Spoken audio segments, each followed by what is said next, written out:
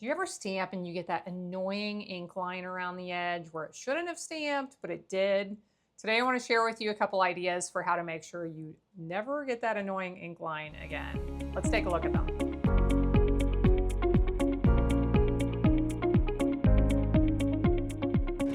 Here you can see I have stamped this nice leaf stamp and I ended up with that line around the edges. First, let's talk about how to make sure we don't ever have ink in a place that this could happen. Then I'm going to show you how to actually solve the problem so that your stamp cannot do this again.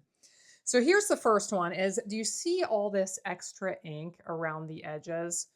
There should only be ink right on the part with the leaf where I've already stamped. So that ink pulled off, but I have all this extra ink around the edges.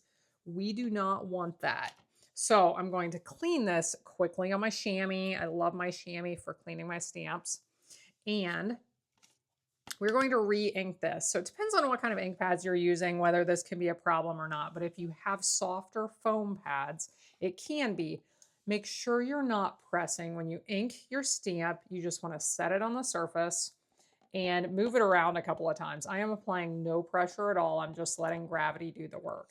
And when I flip this over, you will see that I have ink just on the leaves.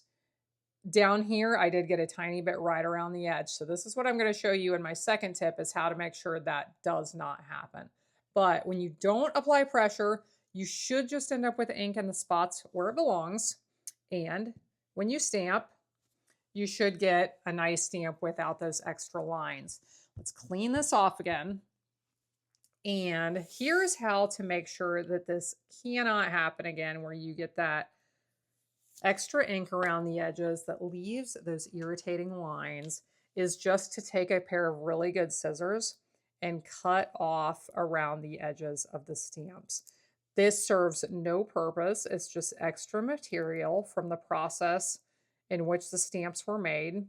So you can cut these extra parts off. You do want to be very careful that you don't cut into the part that actually stamps. But with a great pair of scissors, you can do this and cut those extra edges off. Here you can see I've removed all that extra rubber from around the bottom part of the stamp. I inked it again. There's no place for that extra part down here to collect that ink like it did before. So, of course, we will get a really good stamp.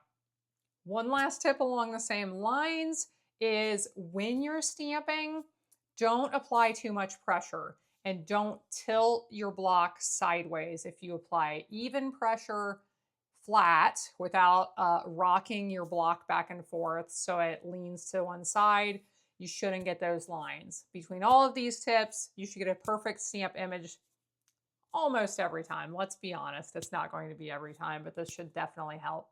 Subscribe if you're new here. Thanks so much for being here. I hope you'll be back again next time when I'll be here helping you to handmake with love.